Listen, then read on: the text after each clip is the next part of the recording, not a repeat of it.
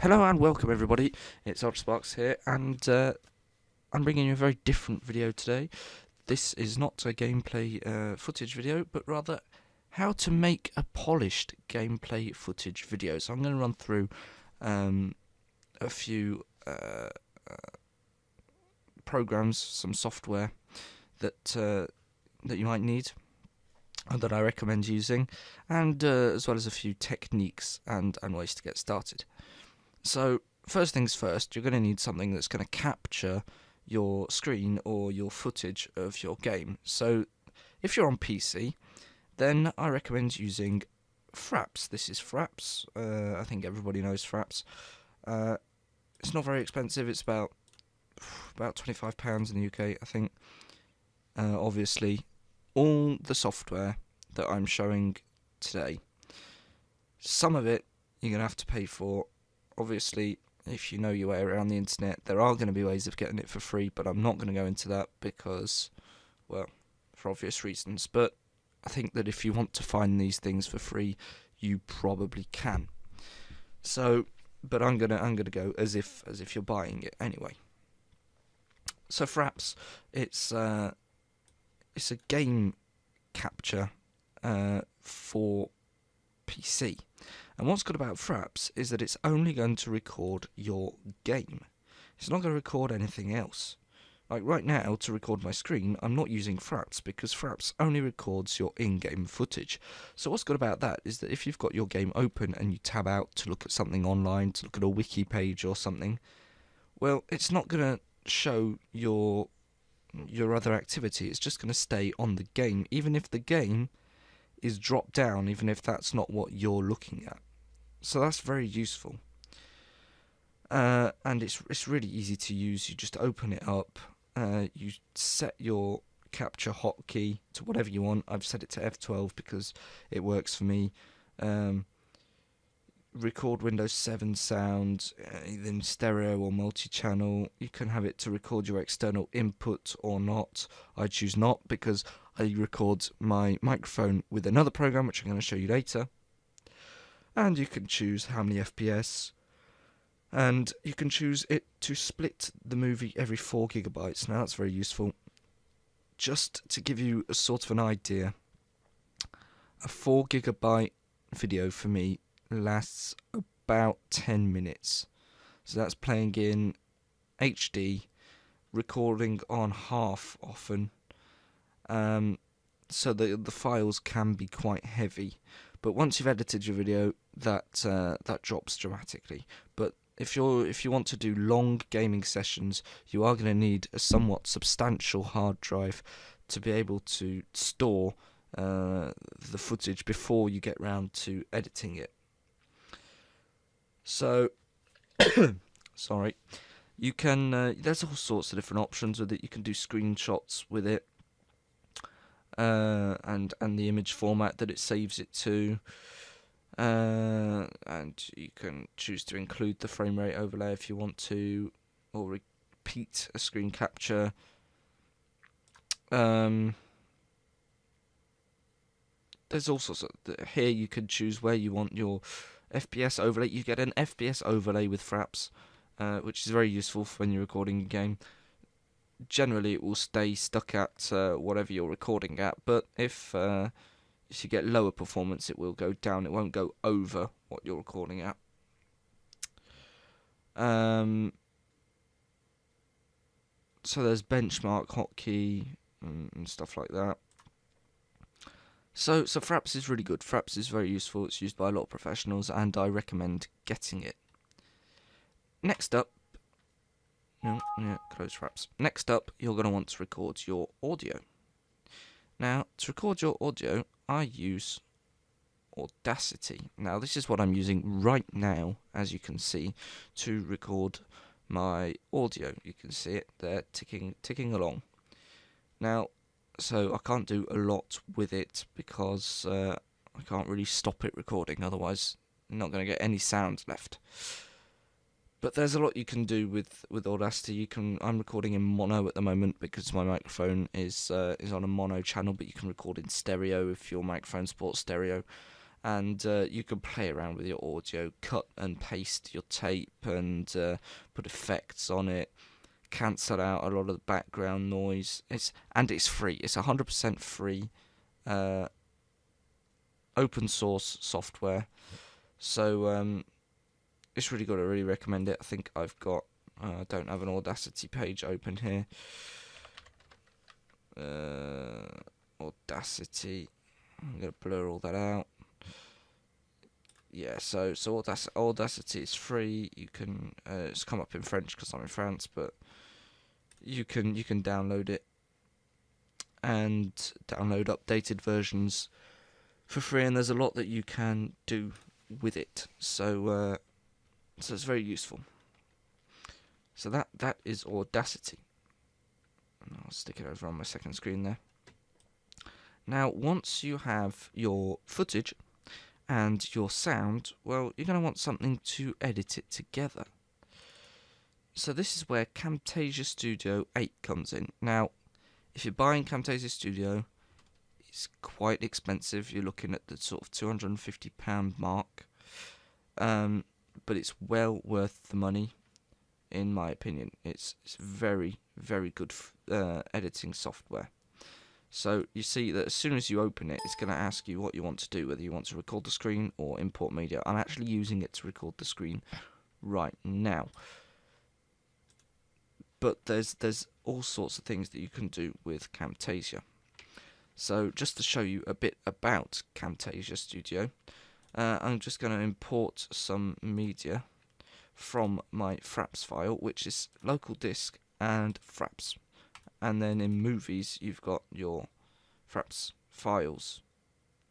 So these are some of the latest Assassin's Creed recordings that I did. And over in my videos and that, I've got my intro. But if I wanted to, for instance, just bring in my sound file from my Assassin's Creed recording and the first couple of videos, I'm not gonna put an intro on this. It's just purely for the purpose of showing. You can drag your clips onto the timeline. It's going to tell you what format you want it in. So if I select YouTube and screencast, it's going to put it in 720p. But I want it in full HD. So 1920 by 1080. Okay. Now, you see that the clip is slightly smaller. That's because it was recorded in half size. But you can just drag it out until it fits your screen. Now, if I play this, you've got my game sound. You haven't got my narration over that. That's because my narration is here. Now, when I start recording, I do a countdown and then I make a mark so that I know where my narration starts, coincides with the game, because I have to start Audacity before I start recording. Because when I'm in the game, I can't tab out to start the recording, and there's no hotkey for Audacity, so I have to start Audacity, and I generally just say what it is at the start of it in case I ever forget. And then here you can see these three notches. That is, I think, a 3, 2, 1 countdown. So I'm just going to listen to that. 3, 2, 1. Right, so you can see that's 3, 2, 1, and then I start saying hello. And this here, that is where I press the hotkey. So what I'm going to do is I'm going to split this there, select that, press my delete key, drag this to here, back to the start with this, and then you're going to see here, hello and welcome in as soon as I start playing the video, I start speaking, and my speech is going to be in time with my video all the way along. You can zoom out your timeline here. You can see that my audio recording is the same for the whole session, so it's a 44-minute recording because I did a 44-minute session. Well, my video is only 10 minutes long because it's split every 4 gigabytes. And I find it easier because when you're editing down to smaller length videos, you don't want one long video all the time. It's easier to use multiple shorter ones. So again, with this clip, you just drag it to the full screen, and there we go. There's some great tutorials about using Camtasia Studio out online on YouTube. I suggest you go and check them out if you're more interested in using Camtasia specifically. It's something that Ultimate Turtle showed me to start with, and I think it's very intuitive. It's very easy to use. You're not looking around for a very long time trying to learn how to use it. And you can get good, high-quality professional video. I mean, you've got libraries with all sorts of music, which is free and open source, to themes and call-outs. There's just all sorts. You can animated titles. If I wanted to drag like this animated title here, you enter your title and it's great. There we go. So there's all sorts of stuff you can do. All sorts of stuff you can do. Zoom and pan. If I wanted to, for instance, zoom and pan onto, I don't know, my mini map on the screen there. If I wanted to do that, well, then in my video,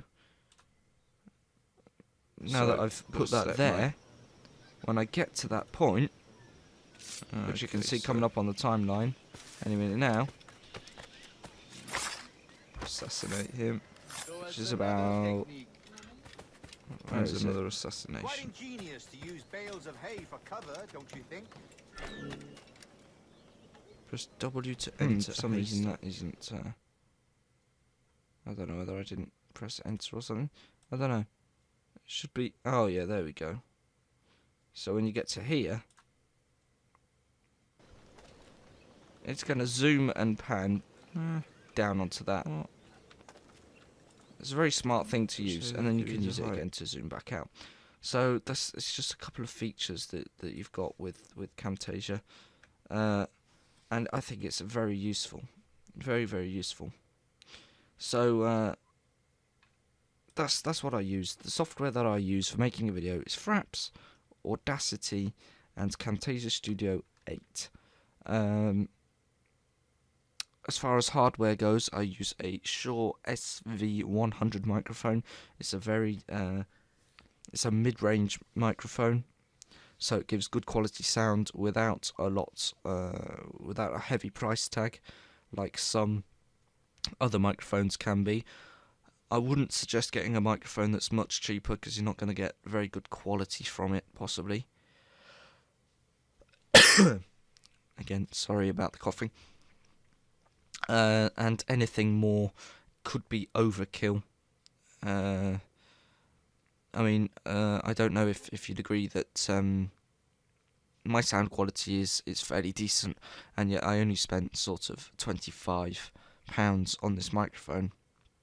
I've got a stand to hold it above my face as well, and an audio mixer, which I use simply to convert the sound into a line-in sound. It goes into the line-in on my PC, where it's then treated by Audacity. So it's a very nice microphone, and I think it's better than using a headset microphone that goes straight into your microphone port, because you can get interference and other stuff with that if you use a microphone like that. But it's all about getting a quality microphone that you're happy with, and then the setup doesn't really matter, as long as you're happy with the microphone and the setup works and you get decent sound from it. So once you've got Fraps and Audacity and Camtasia Studio, you're pretty much ready to go. Find a decent intro. You don't always need an intro. I find that it's something that it's the first thing that your audience is going to see. The first thing that your audience is going to see is the start of your video, and if you've got a flashy intro, then that's going to make them want to watch the video, I believe. Some people are very good at capturing an audience straight from the off without having an intro, and just the video starts and it's hello, my name is, and they've got the game footage. I prefer to use an intro just because I do, and outro music is often very important, because generally on an outro people put links to other videos to subscribe to their channel, links to their channel. So a bit of outro music is always good, rather than just having your video end like that. Having it fade out and a bit of outro music and an outro image is always very nice, I find. So it's really not hard to make gameplay videos. You might notice that I've not talked at all about content. That is because this video isn't about what you're doing in your video. It's not about the game that you're playing. It's not about what you're saying or how you are. It's more about how, if you want to do this, what you need to get started. So the equipment and technique that you may need, rather than what you should play, or I'm not here to tell you who you should be or what you should play. So it's more about software. There are other alternatives to all of these programs. I would suggest staying with Fraps, whatever. If you want an alternative to Audacity, there's Adobe Audition CS6. Now, obviously, Adobe Audition, it's not free and open source like Audacity is. You can do a lot more with it, though. It's a bit more complicated to learn. If you're used to working with Photoshop and other Adobe or Adobe After Effects, a lot of the Adobe software is the same. So Adobe Audition is its sound recording, basically, and when you click record, you just say what you want, and see, it's a lot more complicated to get started with. Whereas with Audacity, you just click record and you record. With this, it's a bit more complicated, and but once you get the hang of it, it's very useful. So you can use that for recording your sound if you so desire, but I find that Audacity does a perfectly reasonable job anyway. And then for video editing, you can use obviously Sony Vegas, but I don't have that. I don't have it installed, but it's something that you can use. It's all up to preference. I think that looking at a lot of online reviews of different software can be helpful before you choose to get one in particular, especially if you're spending a lot of money on it. You want to make sure that you're getting something that you're going to be able to use and enjoy using. So that's what I feel.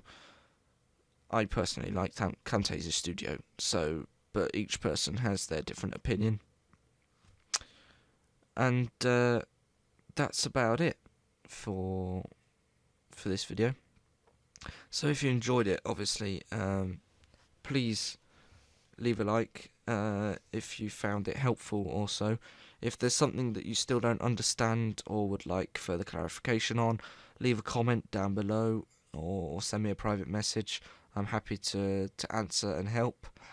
If you have any suggestions to make to me personally or something like that, so as always, comment or private message, and I'd love you to subscribe for more. So thank you very much for watching this video, and I hope you found it very helpful, and I shall see you again soon. Goodbye.